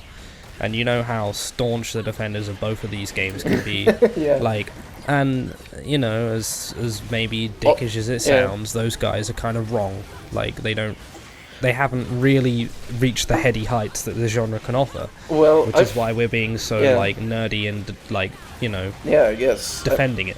I mean, yeah, I think MGR is pretty shallow as well, but I had more fun playing MGR than I had playing Bayonetta 2. Oh yeah, definitely. Oh yeah, I'm not saying that, but I mean like when you compare MGR to some other games in the genre. Oh yeah, again, absolutely. it also falls it short. just crumbles. But it's one that people played, and one of the first ones. Like everyone, FF7 isn't the best JRPG of all time, but it's the first one a lot of people played, and the I same goes guess. to lots of popular games. So I Yeah. would say that, regrettably or sadly, maybe Bayo 2's legacy will outlive Bayo 1. I guess, You know, but and it in the just same way that it won't. Depending on the audience you think Yeah, it's going to depending live with. on- Like, combo players don't care about Yeah, No, I don't, I of don't course really, not. I They don't don't- really they know couldn't give a though. I shit. mean, Bayonetta 2 is already kind of fading into obscurity, isn't it? Yeah. Like Well, Not people many don't people really. play it The only anymore, videos I think. see come out of this game are Let's Plays and people doing challenge modes, and even those are like kind of sparse now. Yeah, I mean, There's no combo scene behind this game. Yeah, anymore, exactly. apart from one or two very dedicated players. yeah, games like And maybe there's a huge Japanese scene I don't know about. But no, as no, far there as I know, isn't. it's- There isn't. There's no, not. okay. There's not. Like some of the main Japanese Bayo 1 players like drop Bayo 2 pretty quick. So Unsurprising. Yeah. and like it Bayo 2 it just won't have the same legacy as some of the other games in the genres, It's no- like Ninja it's no- Gaiden and Devil May Cry. Yeah, These games, It's not that. yeah, like DMC3 Special Edition is still played to this day. Like there's still videos of it popping up. There's still like some last pieces of tech that's being wrenched out of those games. Like even now, several years. Like how many years was it since Devil May Cry 3 Special Edition came out? 2005, wasn't it? Yeah, like like a decade after its release, and there's still videos being made, new discoveries being made. I mean, sure, there's not much left. I mean, I know some of the better Devil May Cry 3 players in the world, and they all kind of unanimously agree that the meta is kind of drying up. The thing, yeah, I don't know. I think Bayo 2 will still be remembered by a lot of people as their like first game. Like, you guys loved Especially Bayo given 1. that it came onto another platform. Yeah. So the Bayo 2 unfortunately will be the introduction Yeah. to Bay- this genre for I Wii U only players. Well, I will You always I guys- will always remember Bayo 2 as a like fucking a Misstep. big heartbreak actually, Yeah. because I really It's the really best like Bayo £400 1. I ever wasted. The thing with the thing with Bayo, well, I had 1 for 101 on Wii U, which is a much better game, but I've always been curious speedrunning. about this. Yeah. Stop thinking about speedrunning at Beatrix, but as a casual No, game, I mean just in general, it has one very good playthrough and Yes. then multiple awful playthroughs. yeah, without I- very good playthrough, Yeah, it's actually- very good and very long. I do know one of the better wonderful 101 players. Yeah, it's a pretty interesting game, but it's got that fucking Kamiya thing with all the fucking annoying God, mini I hate games that and so shit. much. Yep. Yeah. I would Where actually literally really love 50% Wonderful of the game is 101. auto-scrollers. I would love Wonderful When 101 you- didn't have that shit.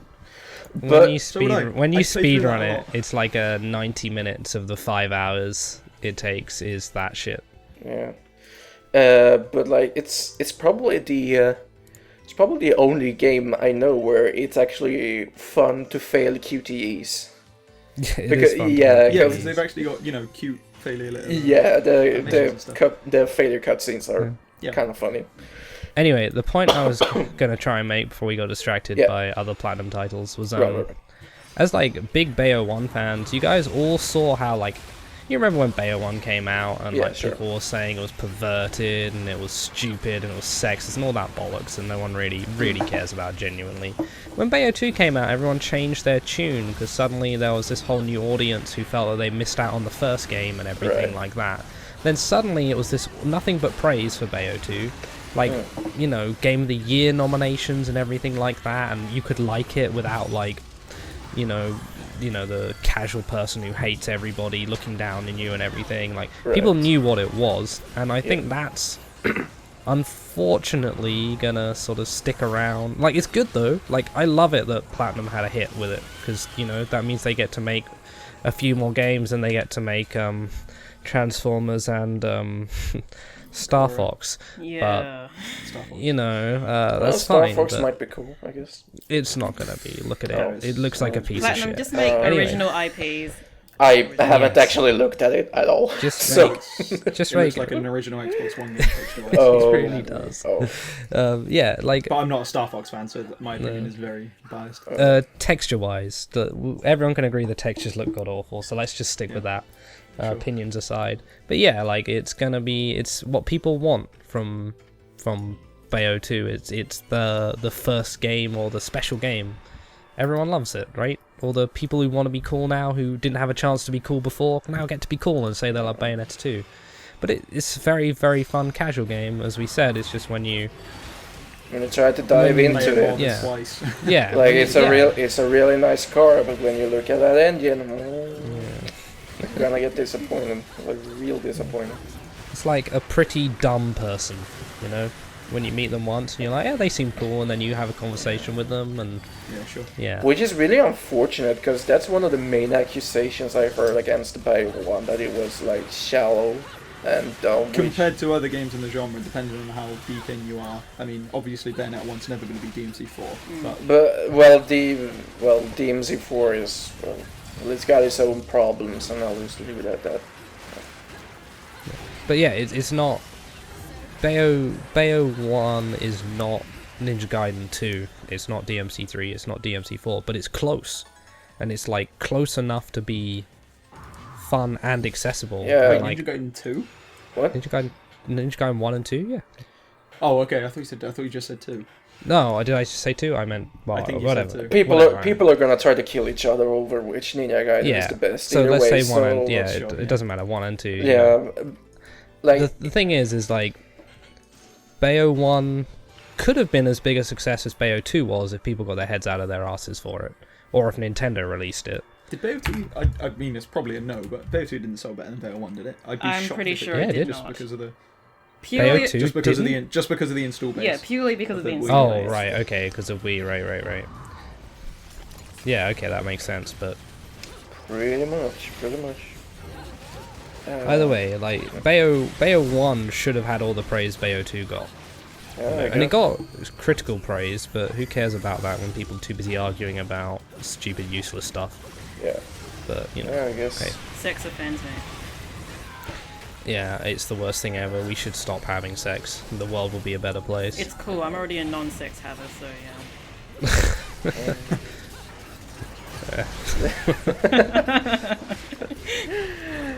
Jokes at my expense. Let's not dive any further. I'm not gonna add anything to that. Yeah, you know. that's it. Just, You just, can enjoy just. you can enjoy your sex-free world. I hear it. It gives you a lot of Yeah, spare time. we'll just walk away from making a this. podcast to bitch about video games. Exactly. Hell yeah. Yeah, I had to Yeah. cancel some sex this evening to come here and talk about it. So Yeah, Jesus Christ. sorry, honey, can't- I I can't can't even- sex tonight. I can't even begin to Playing count video how. games on the internet. I can't even begin to count how many sex I ruined because Bayonetta 2 just suddenly popped into my mind and just frustrated me to no end. God, guys, don't you just hate it when you're over with this girl's house and you're about to have sex and then you see she's got a copy of Bayonetta 2 on her shelf and then you just can't get hard anymore? Oh, it's the worst. We'll probably cut that. Yeah. Yeah. Well, Alright, This is going to be heavily edited. I yeah. assume. are we done here? I don't know if we got anything else to talk whine about, about. I mean, we've shit on every aspect of the game, so we might. I think I actually have one tiny bit more, but that I. You've already said already- charge bullet. No, not chargeable. It's about some input fuck ups they did with Afterburner Kick and Witch Strike. How they override when you try to do like in Bayonetta 1, you Yes. could. Yeah, you I know the know ground. exactly what yeah, I'm the talking grounded about. spin kick. Yeah, the grounded spin kick. Like how you could. Well, maybe we should explain it for the audience or something. Yeah, so in Bayo 1 you could jump cancel shit, basically. But in Bayo 2, like Witch Strike It and- broke the God, game how in did a we forget that? speed run. But yeah, like in Bayonetta 2, you had that when you had like basic Scarborough Fair on your feet, you had that spin kick in the air when you input a circle and a kick. So what you could do is you could input you could do the spin kick input and then do a jump just before pressing kick, and you would do that aerial spin kick on the ground, which was actually a fairly powerful move versus some enemies. I'm so sad they nerfed it instead. Yeah, because you can't Because do. moving direction overrides everything. Yeah, exactly. Afterburner kick overrides that input, and afterburner kick is, in my opinion, such an important move, at least for me. So I can't really afford to, I had shut it down. off at every opportunity Oh. because it kept coming out. It does That override was an issue sometimes. with the punch afterburner kit we talked Yeah, about earlier. yeah. Oh yeah. It Well, a lot when you were trying to do air combo. Well, Witch Strike is completely useless. It's 100% useless. So It could override stuff in Bayo 1 as well, but you could at least learn when it did and work around it. Whereas in Bayo 2, it was everywhere. well, yeah, it overrid the split kick, or the I always call it the kick Helmbreaker because it's a Helmbreaker. Basically, kind of what it is. Yeah. Yeah, exactly. Before you have afterburner kick, you can do like a grounded Helmbreaker kick by just sliding your thumb over jump and kick, and Bayo just does an instant grounded split kick. But then when you get afterburner kick, then of course the afterburner kick will override that input and it will come out instead, which is kind of sad. But you can still do the grounded 360 spin kick, and afterburner kick will override it. But then Bayo 2 came, and for some reason they goofed the input up, and now you need to wait like for quite some time before afterburner kick won't come out, which is really annoying. Thing is, it probably wouldn't have been as powerful as just shooting an enemy anyway. Oh, absolutely not. No, it wouldn't have been powerful, it wouldn't have been useful for combos due to how the mechanics work, but still, it's dumb. Yeah. What else is there? I guess there's like the There's some very nitpicky stuff. yeah, A like couple of things I've I- got, like Gaze of Despair is basically unusable Oh Yeah. my because it gosh. tanks the frame rate. If you try to pure platinum with Gaze of Despair, actu- you're not going to have fun. actually, I can't even believe how we missed that. Let's talk about Let's the talk about- fucking hit. Let's talk about hit lag, and how that's a huge fucking problem in both I Bayonetta love 1 it and in Bayo bits 2. because of bit lag. Yeah. It's very fun. I would just like to point out before we do this that the hit lag in PS3 Bayo 1 was so bad that some weapons did half the damage they were supposed to do Holy because shit. the damage frames were skipped. Wow. I just thought I'd share that information That's and then we that's can talk impressive. about. Seriously, like, That's Do not impressive. play the PS3 version. Yeah, you could go rag on about Bayo 2. I just thought I had to put that one in there first. Wow. Okay. Well, like I said, the hit lag problem is it's a constant in both Bayo 1 and Bayo 2, and it makes taunting like really annoying to do because whenever you hit a taunted enemy in both Bayo 1 and Bayo 2, you get like a full second's worth of hit lag no matter the kind of move you do on them, which is yeah, really and Gaze of fucking Despair annoying. is just a permanent taunt. Yeah. So every enemy does this. Yeah, like again in Devil May Cry 3, you got like enemies with Devil Trigger, and when they go into Devil Trigger, you can't launch or knock them back normally. But there is actually, after years of testing and shit, there's actually a mathematical formula for calculating how many moves, what kind of moves you need to do to cause a stagger on a Devil Triggered enemy or launch an enemy. There's like nothing. You can't really experiment with taunted enemies in Bayonetta like that because the hit lag makes all combos and stuff just unpractical due to how slow everything becomes. But luckily, there's a good way to overcome all of that in the form of random combos. But there's still like huge hit lag for whenever you Oh hit yeah, there's still huge something. hit lag, but you're in less danger because Yeah. you're about 10 screens away Yeah, and the fist still hits. Yeah, pretty much. And it's just so dumb. And one of the worst offenders is the crow within feathers, especially the circular spinning on or the I always call it the Summon Swords feathers, because that's what it is, or well, what it tries to be. It's just that it's not nearly as useful because you need to go into crow form in order to activate it, which is really unpractical. And Especially during some of the boss fights where they're on the constant aggressive. yeah, and once again, when you go into crow form, you get more slowdown, which once again slows the game down even more. And then sometimes when you hit enemies, especially multiple enemies with the feather circle, the game just freezes until all the feathers has disappeared. Oh yeah. Which is Actually, there's something similar that happens to that when if an enemy is in Gaze of Despair or Taunted, and you've got Umbran Climax activated, when they hit you for a Bat Within, the game will freeze for like a full, like half a probably more than that, probably a full second. If you look up any of the Gaze of Despair fights that I've done or someone else has done, if they get Bat Within, the screen just stops basically. Yeah, and it's so frustrating because the whole hit lag thing is such an annoying fucking thing Platinum just runs with in all of their games. Just slow down in general. They just go way overboard with it. I mean, you can have it. You can have slow down like sparsely here and there, in order to emphasize that a hit was very powerful or something like that. But Blood just goes way overboard with it, especially in MGR. Jesus fucking Christ. I actually quite like the hit lag, by the way. Just so you know. I complain about it every basically. I really it's despise very it. obvious in the Transformers trailer as well. Well, yeah, it is in that. Or the hit lag even. Yeah. So yeah, I guess that's the hit lag. Apart from very nitpicky stuff, I think that might be it. What would be some other nitpicky stuff? I mean, it's a very nitpicky thing that I noticed when I was. This was a kind of speedrun specific thing. Was when you get Witch Time.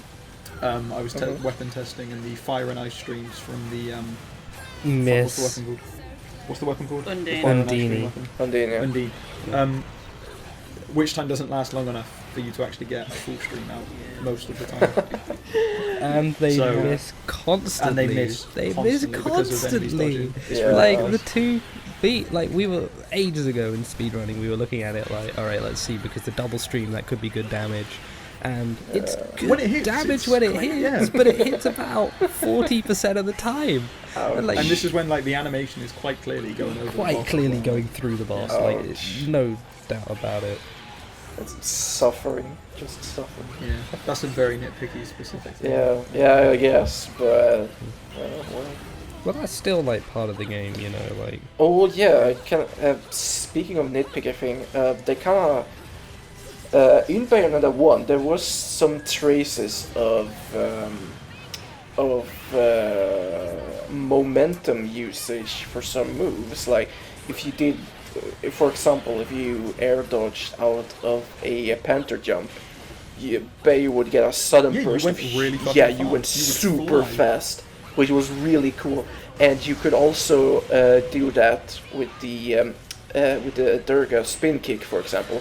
If you went into Panther form, jumped, and did a spin kick out of the Panther, then the spin kick would just go flying across the entire place, and it would just get carried with the full momentum of the Panther jump, which I thought was really cool, and there is none of that in Bayo 2. There's no momentum usage whatsoever like that, which I think is really annoying, because that was like the... If they went more with that, that was like that could have been like the birth of some really advanced techniques and stuff like that. Like in Devil May Cry 4, you got inertia. People go on and on about inertia and shit like that. Yeah. And then they just dropped it completely in Bayo 2 for no particular reason whatsoever.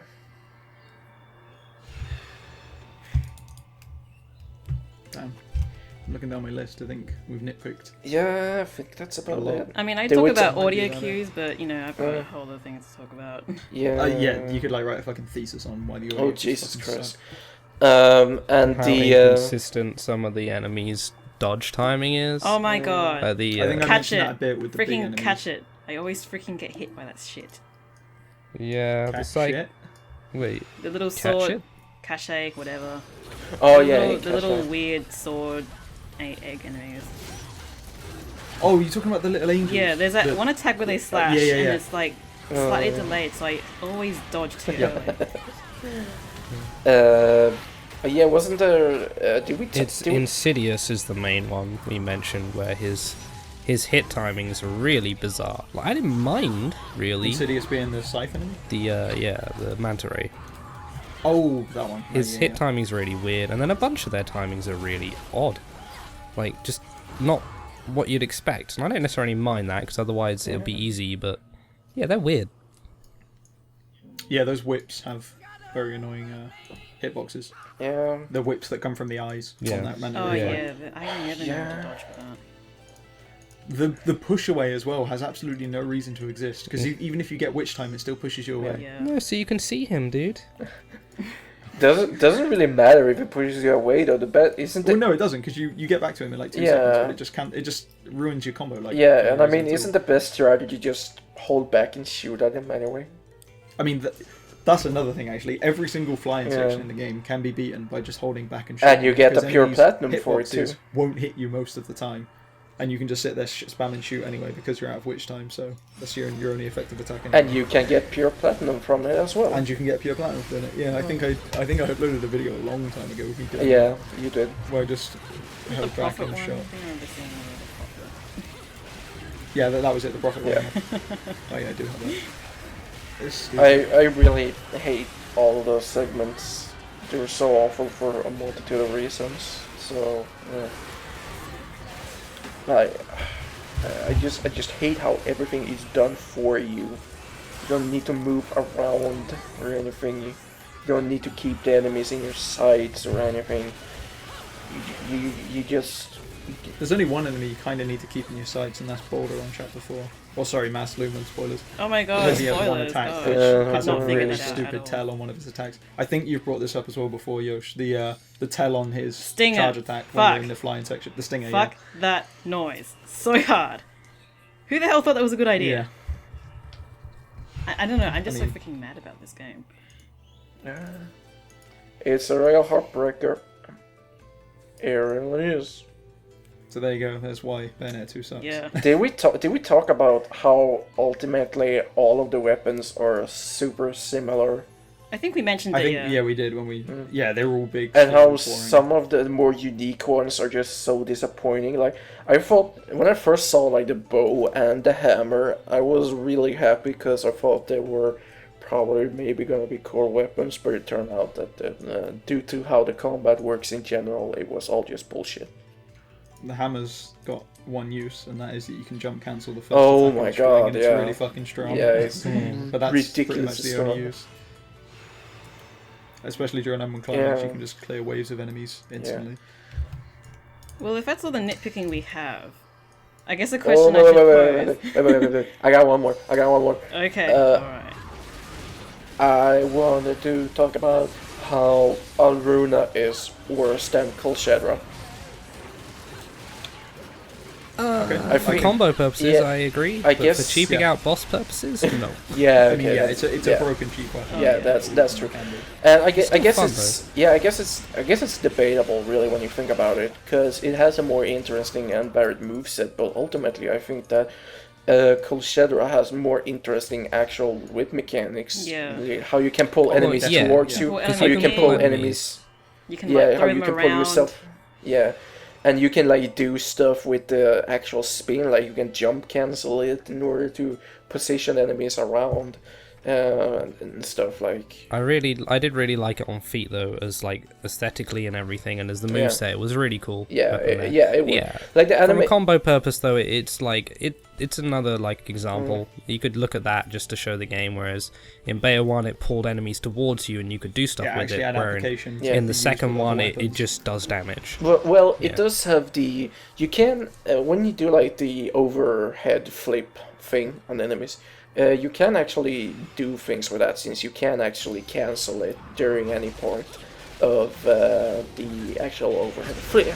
Oh yeah, I which think leads to Chaser some- had this video, didn't he? Yeah, he did. Which I think is an interesting thing, but it comes at the cost of all the other good whip mechanics Kolshedra had. And that was one of the main things that really weirded me out when DMC came out. Like, why the fuck they had different whip functions on 2 different buttons when Cold Shadow clearly showed that you could have both functions on 1 button and save, save controller space for other functions like taunt. Another nitpicky thing is why the fuck doesn't taunting build meter in Bayo 2?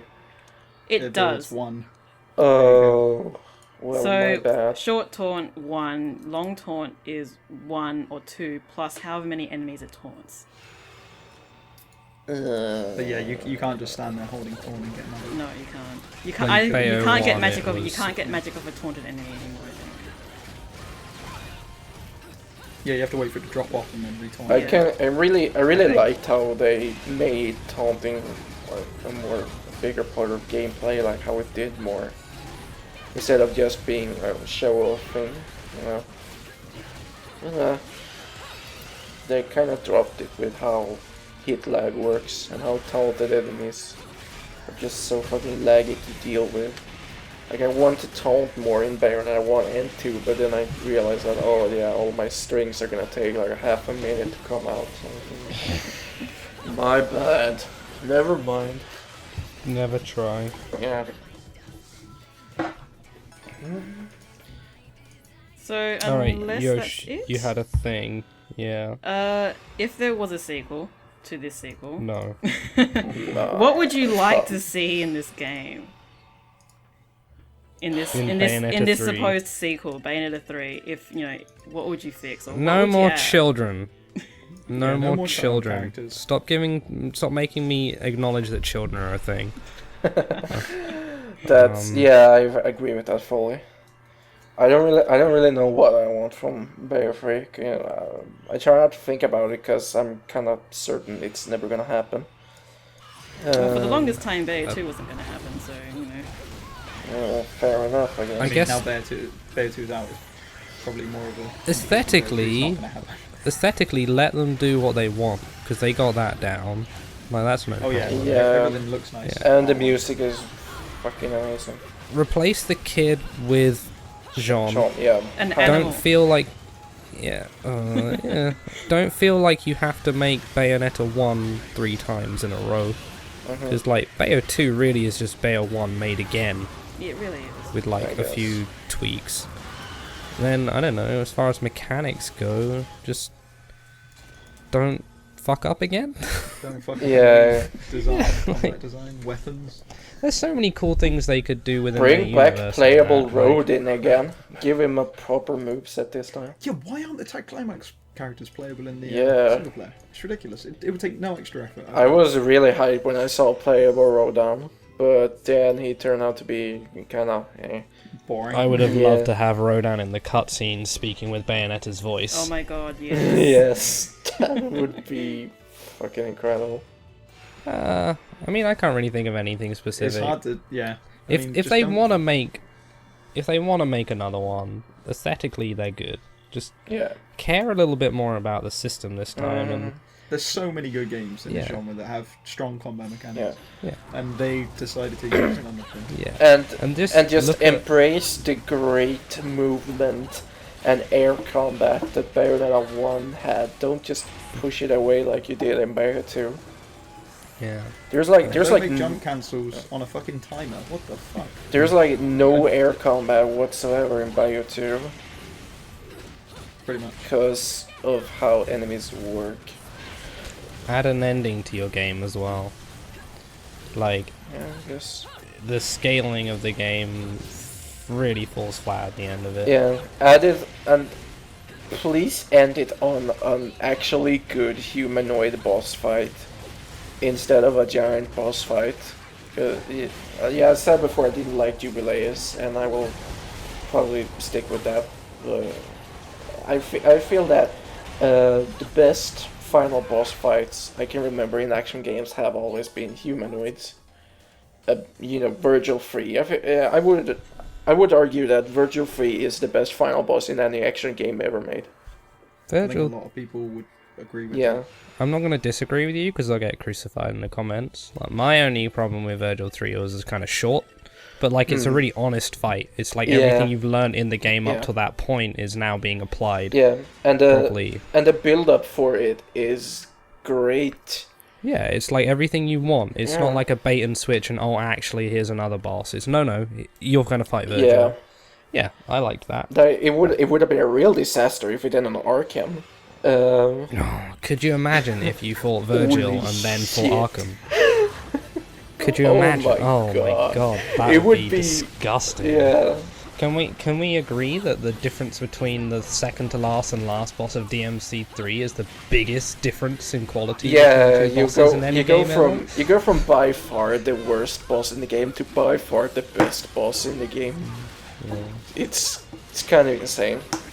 I don't know. Like I kind of wish that Bayonetta 1 ended on the final Sean fight somehow. I know it wouldn't really fit with the narrative, but fuck it, make it work. There wasn't a boulder fight. Well, I would have been satisfied if the game ended on the boulder fight, because I really like that actually. I think it's great. It's really intense. The music is great, and yeah. It's very climactic. Yeah, it really it is. could, the thing is, it could have ended on Boulder, and I would have been happy. Yeah. Like I'll put it that way. But I'm glad it ends on Jubileus. Like I'm glad there's one more stage for me. Like, but yeah, if it ended on Boulder, I would not be upset. I guess like the spectacle up to leading up to Jubileus is pretty good, but Jubileus herself is just a fucking bore. So then, I love that kind of spectacle thing because I fucking love was his name Joginga in Wonderful 101? Oh, yeah. That's like a fucking 30-minute boss fight that goes on forever. Holy and, like, shit. I don't care, dude. I love that shit. Like, it's great. I don't care that I have to mash a button for like a minute at the end of it. Like, that's a spectacle. Like, I'll happily accept that. I really hate that fly out section though after the Jiginga fight. Where you control both like the Virgin Victory Oh, and the other two thing. ships at once on each stage. Oh, yeah. I cannot do that. Just fucking- Ambidextrous stuff. I just stuff them in the corner and then put my hand over both sticks. And then I literally am moving both sticks with one hand, so that's how I do that. Yeah, that's a pretty good way. Yeah. There's, I don't know, it's, yeah. I have, to get on the topic, Bayo 3, I don't really care. Like, it'll make it, and it's I'm just probably... kind of hoping Platinum don't fuck up the 7 projects they've got Yeah, like... in the making right now. Yeah, Let alone worry I about want to Bayo 3. see their... I'm more focused on Scalebound, to see how Platinum are doing, and then I want to see Nier. Make Nier 2. a robot game. I know you can do it. They're You can making one, probably dude. do that. They're making one. Which one? Transformers If you Devastator. don't mean Fuck off. Transformers, then It's gonna be the same as fucking Korra. yeah, It will be, Korra and that's Bayonetta, not their fault, basically. unfortunately. I mean, sure. It's a full price title. So. I really like Transformers, and I actually really like the recent Cybertron game, the War for Cybertron and Fall of That was Cybertron. meant to be really Those are good good. speedruns, by the way. If you care about speedruns, Yeah. they're really good. well, It's really oh really? good. Well, Yeah, there's a lot of out of bounds. You turn into a ship and silly fly stuff. out of the wall, and then fly to the sick. top of the stage and win. It's great. I should probably. That actually sounds kind of interesting, but I was generally more interested in the multiplayer in those games. But the second one did have like a lot of good, neat fan service if you were into the first generation of Transformers and stuff. Yeah. Which I was mean, pretty the neat. Platinum game's going to be Yeah. fan service. Oh yeah, I guess, but it's original, probably yeah. gonna be really fucking boring too. I mean, the Cybertron games had pretty solid multiplayer, in my opinion, to fall back on. But I don't know what Plat Transformer is gonna have. Well, Anarchy Reigns had really good multiplayer if the servers in the game came out on time and everything like that. It did not. It was fun, dude. Don't be so critical. No, He says. I after- played a lot. I played a lot of Anarchy Reigns multiplayer, and I loved it. I it found it wasn't really that fun. good. They just cocked it up for a number of Yeah, reasons. like, well, I think it's. I would probably enjoy it quite a lot if they just remove Rampage. Rampage. Okay, Rampage is a horrible mechanic. here's a final answer for your Bayo 3 thing then. For Bayo 3, I would like to see them scrap it and put all the money into Nier 2 and making that game the best it can be. I have no attachment to Nair whatsoever, so I. Well, here's the thing. For all the people out there who hated on Bayo 1 and then changed their tune to be cool for Bayo 2, same as people are doing for Mirror's Edge, where no one liked Mirror's Edge 1 until like a few years later, then suddenly they love it when Mirror's Edge 2 is announced. Do the same for Nier. See, you're doing it as well. Look. No, I can probably say with 100% certainty I'm probably never gonna get around to playing Nair. Which is kind of unfortunate. That's fine. Just ignore it and just pretend you loved it for when Nier 2 comes out and is amazing. No, I'm probably not gonna play that either. I'm sorry. Dude, it has a talking book. It's great. I know, but then Planescape Torment had a talking skull, so fuck you. It's alright. Just play Nier 2. Just promise me you'll buy that. Nier 1 No, I won't. Anyway, so I probably Yeah. won't. Yeah, you won't. And there's no particular reason for it either. I don't hate Nair, and I don't have anything against it. I just probably will never find the time to play it. It's fine. You have to play it 6 times anyway to get any. Oh, fuck Because it's off. like 4 endings. No, I'm not doing that. You only have to Yeah. play the second half of the game 4 times though, Well, yeah. so it's okay. Sorry. Anyway, Yosh, do you wanna? I don't know, yeah, that sounds close like a it good out note to or end it on. Yeah. Don't make Bayo 3. Yeah. Yeah, Make don't make a robot game. But if you do it right, please. Make a robot game. Yeah, make a robot game because that was the most fun part of Bayonetta 2, the robot.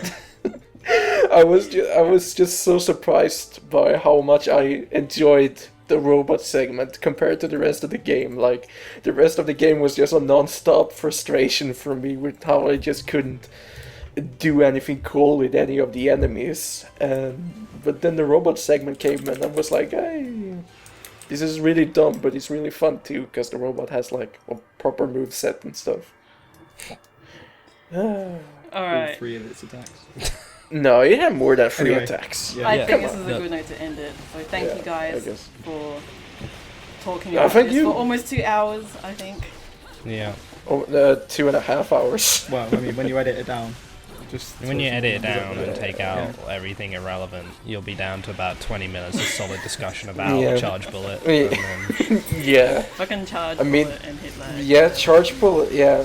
I mean, in the end, we can all agree that the game just falls completely on the Charge Bullet. I Charge mean, bullet is that's- the entire reason why the game is bad. Yeah, it's basically the...